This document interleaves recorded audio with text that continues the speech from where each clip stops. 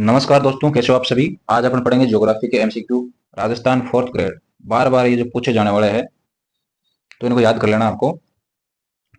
अपन जो है पहला क्वेश्चन कर रहे हैं, जोधपुर संभाग में कितने जिले हैं। जिसको क्वेश्चन आ रहा है वो मन मन में उत्तर देगा कमेंट बॉक्स में। तो जोधपुर संभाग में कितने जिले बताओ। ऑप्शन है 8, 7, 6, 5। तो इसका राइट आंसर हो जाएगा जोधपुर संभाग में 8 जिले हैं। कितने हैं? 8 जिले हैं।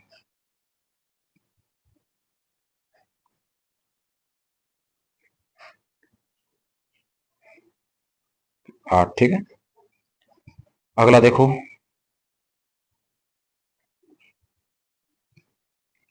अगला क्वेश्चन लेते हैं अपन। देखो ये आपको ऐसे याद रख लेना है। जैसे जोधपुर में कितने हैं? 8 है। जयपुर में कितने हैं? 7 है। उदयपुर में 7 है ही। इस तरह से आपको याद रखना है। बीकानेर में जैसे 4 है। कोटा में कितने हैं? 4 है।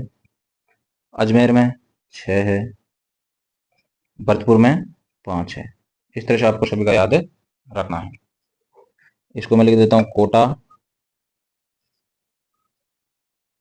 अजमेर, और ये हो गया भरतपुर। ये हो गया जोधपुर, जयपुर, जयपुर ये लिख दिया मैंने। जयपुर, जेपी लिख देता हूँ, ठीक है। ये हो जाएगा उदयपुर, UDI हो गया, ठीक है। और ये क्या हो गया? बीकानेर। देखो कोटा और बीकानेर में 4 4 है। ये आपको ध्यान रखना है। चलो अगला क्वेश्चन। मेवल क्या है? ऑप्शन है सलुम्बर के आसपास स्थित अर्धचंद्राकार पहाड़ियां, उदयपुर के उत्तर पश्चिम में स्थित अवशिष्ट पहाड़ियां। अगला ऑप्शन है डूंगरपुर तथा बांसवाड़ा के मध्य स्थित पहाड़ियों का स्थानीय नाम। और अगला जाजपुर भीलवाड़ा सेंट टोंक, ये टोंक है यहाँ पे, टोंक के मध्य बनास नदी द्वारा निर्मित मैदान। तो देखो मित्रों, इसका राइट आंसर है 3 नंबर। डूंगरपुर तथा बांसवाड़ा के मध्य स्थित पहाड़ियों का स्थानीय नाम क्या है? मेवल है। क्या है? मेवल, याद रखना है। डूंगरपुर तथा बांसवाड़ा के मध्य स्थित पहाड़ियों का स्थानीय नाम क्या है? मेवल है। चौथा ऑप्शन है जाजपुर भीलवाड़ा सेंट टोंक के मध्य बनास नदी द्वारा निर्मित मैदान। इसे बोला जाता है खेराड़ प्रदेश। क्या बोला जाता है? याद रखना आपको, खेराड़ प्रदेश। 4 नंबर ऑप्शन का क्या होगा अपना? खेराड़ प्रदेश। 2 नंबर में उदयपुर के उत्तर पश्चिम में स्थित अवशिष्ट पहाड़ियां। इन अवशिष्ट पहाड़ियों को बोला जाता है मगरा। क्या बोला जाता है? मगरा।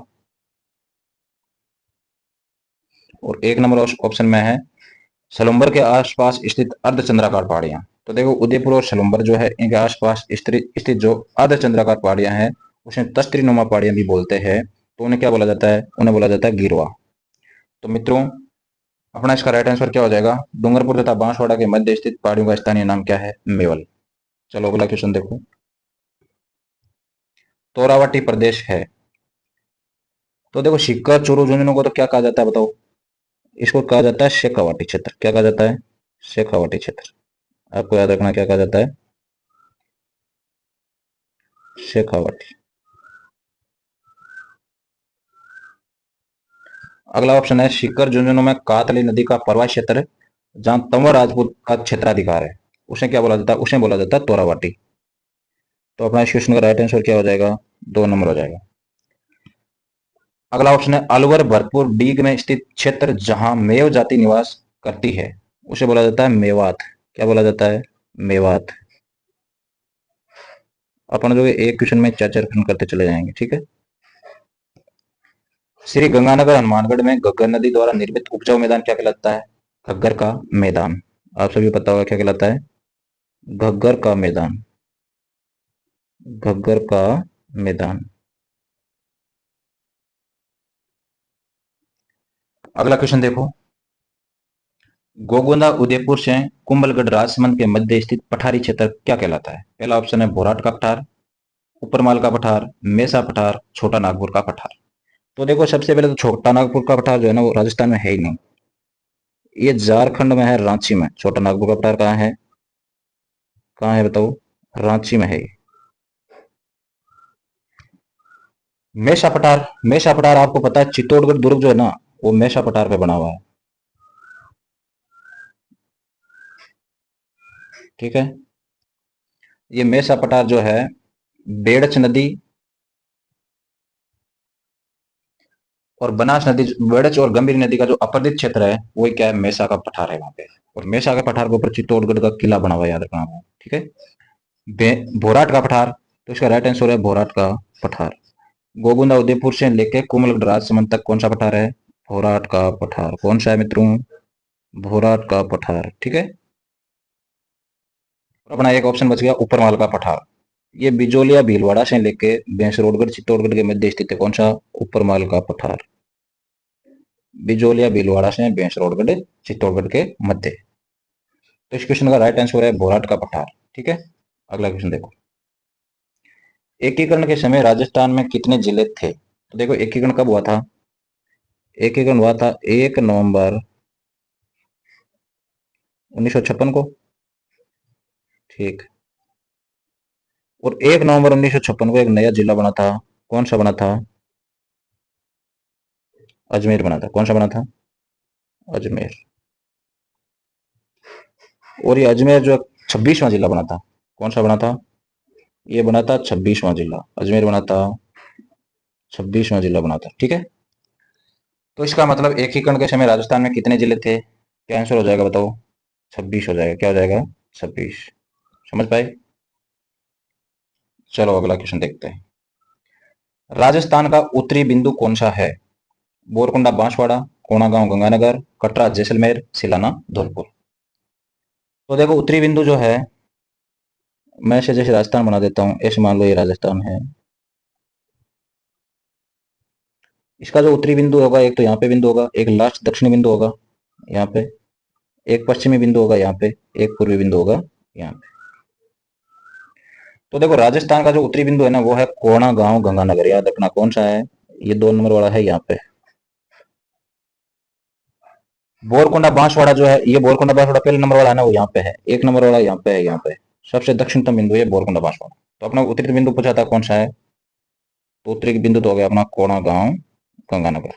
ठीक है, अगर पूर्वी बिंदु पूछे, एक मिनट मित्रों, पूर्वी बिंदु बात करें तो वह शिलाना धौलपुर।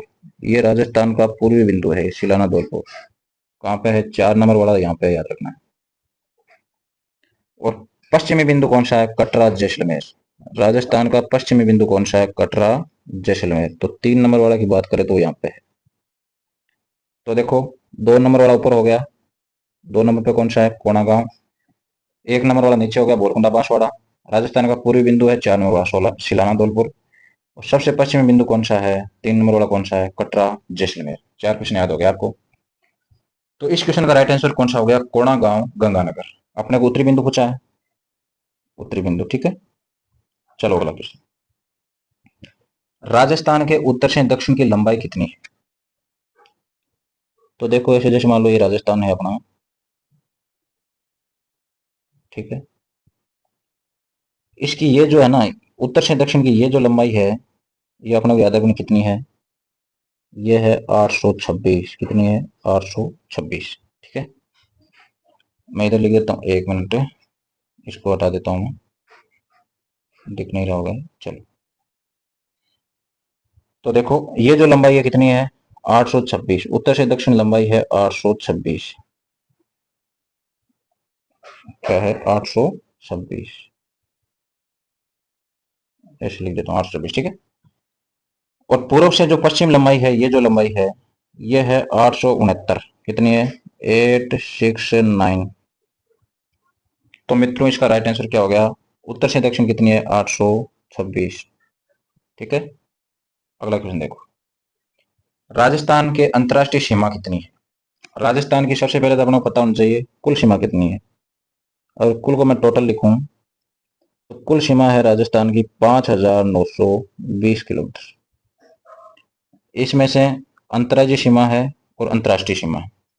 अंतर्राष्ट्रीय सीमा तो है 1,070 किलोमीटर, बाकी बची 4,850, वो है अंतर्राज्यीय सीमा, 4,850।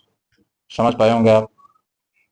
तो अपने को पूछा राजस्थान की अंतर्राष्ट्रीय सीमा कितनी है, तो कितनी हो जाएगी 1070 अपना आंसर हो जाएगा। ठीक है, 1070 अपना आंसर हो जाएगा। अगला क्वेश्चन देखो, राजस्थान अंतर्राज्यीय सीमा बनाता है किस किस राज्य के साथ बनाता है? ऑप्शन है पंजाब हरियाणा,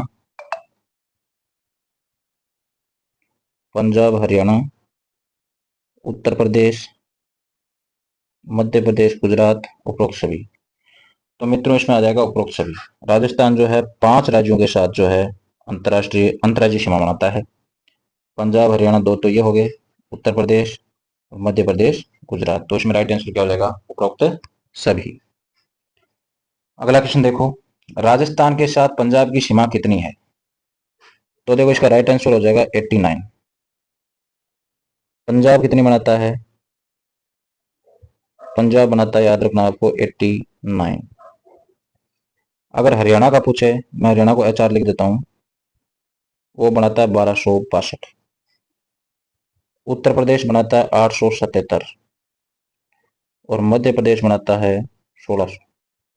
पीछे कौन सा बच गया बताओ? पीछे बच गया गुजरात। गुजरात बनाता है 1022। कितने बनाता है? 1022। कौन बनाता है? गुजरात। गुजरात को मैं लिखता हूँ GJ। तो मित्रों आप समझ पाए होंगे, आज के इतने क्वेश्चन है। सभी मित्रों को जय हिंद, राम राम। अपन ने जो है एक ही क्वेश्चन में जो है 4-4 क्वेश्चन जो है किए हैं। इसका मतलब देख लो, अपने लगभग 10 क्वेश्चन में 40 क्वेश्चन हो गया अपना हर एक ऑप्शन को डिटेल से किया है। तो सभी मित्रों को जुड़े रहना है, तैयारी अच्छे से अच्छी करना है। राजस्थान 4th ग्रेड स्पेशली जो है मैं उनका कोर्स करवा रहा हूँ। सभी मित्रों को जय हिंद, राम राम, जय भारत।